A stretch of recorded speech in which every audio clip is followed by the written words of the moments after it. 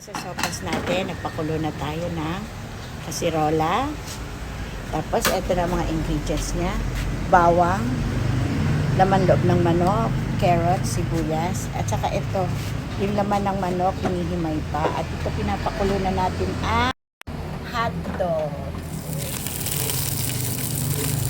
Pinipito niya muna, pinipito taba-taba. Kasi, pero pamamantikaan natin kaysa itapon natin. Diyan tayo, yung mantikang gagaling dyan, yun ang panggigisa natin. Nilagay na namin yung bawang natin. Ako pala. Nilagay ko na yung bawang. Sarap. Umaamoy na siya. Umaamoy na. Yan. Isusunod na natin ang sibuyas. Okay. Sarap.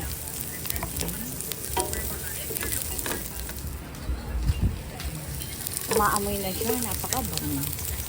Habang yung hotdog, pinakukuluan ko pala yung hotdog.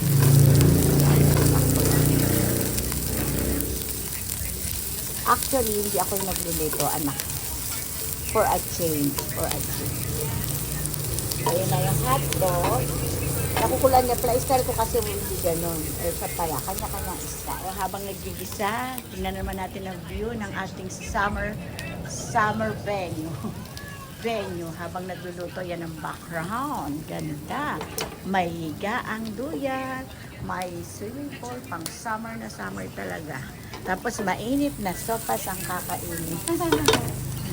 Perfect. Ayan, tapos carrots. Ginigisa para maging maganda yung kulay. Ewan ko anong purpose, pero nung ginisa ko, napansin ko mas maganda. Kaya lagi ko na siyang ginigisa. Kasi hinuhulog lang siya sa sabaw. Talagang maamoy na siya. Ang bango-bango. Ang bango-bango talaga. Next. Wait lang natin. Mga kinchay. Ay, itong mga kinchay. Meron pa ditong repolyo. Pero hindi kasali ang sili. Itong repolyo. So, mamaya hiwain yan.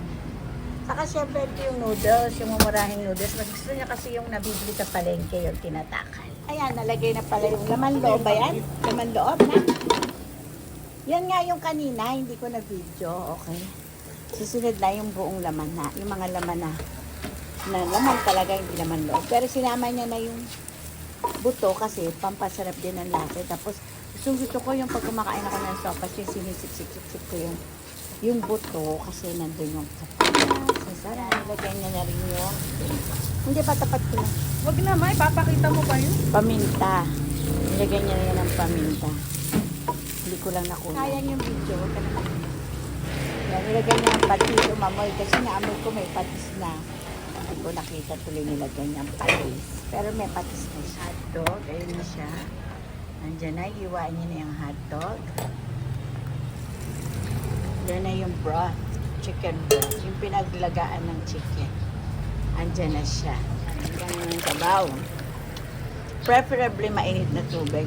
Pero pwede naman typical lang na tubig. Lukewarm water. Yan. Pakukuloyin na lang yan. At pag kumulo, lalagyan na ibang ingredients. Yan. Ganyan ang iwan ng hotdog. Paslan. Hindi pa pabilog. Pero nasa sa inyo kung anong gusto nyo. Ay, pogi kong anak. Ayun. Pogi. Wow. Ito na sumanod. Repolyo. Yan, iniwan niya na ng maliit. Yung ganito, yung iba, maarte, hindi na sinasama yung sobrang tigas. Pero kami, pinipili pa Paano namin. bumili? May bumibili. Medyo malambot, pinipili namin. Sayang din kasi, lalambot din naman yung kimchi. Iwain nyo. Ito na yung finished product ng kimchi. Hindi na yung sopas na hindi lang sa palengke. Mas maganda kasi hilag siya ng binibili sa palengke, parang ano siya. Kaso may tugtog. Ito lang.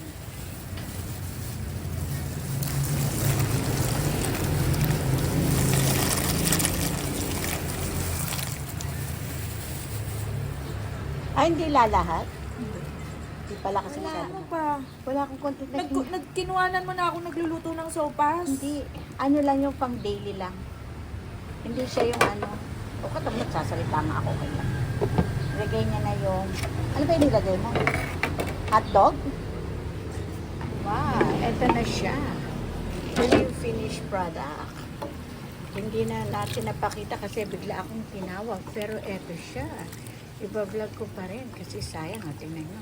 Sarap na ng luto ng aking anak. Wow. So, ayan guys, madali naman, ilagay lang. Inabon niya lang kanina yung ibang ingredients like yung repolyo at saka kinchay, yun lang yung hinabon niya. Yung hotdog, nandun na naman. Tapos, ayan na yung finished product. Saka naglagay lang siya ng konting tubig at saka tinimpla niya ng konting patis at asin. So, yan guys, okay na yan. Sana natutunan nyo rin yung aking sopa. Sana na-gets nyo rin ang pagluluto ng sopas ng aking anak. Wow!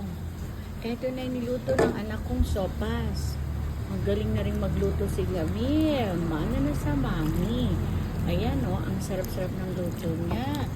Juicing tignan. O, ito yung mga naman loob, nandyan. Lagyan niya rin ng konting gatas para magmukhang creamy. So, ayan. So, lagi ko na rin i-flex sa inyo yung luto ng aking anak para makita nyo, natututo na rin siyang magluto. So, yan lang mga kamamchi. Bye!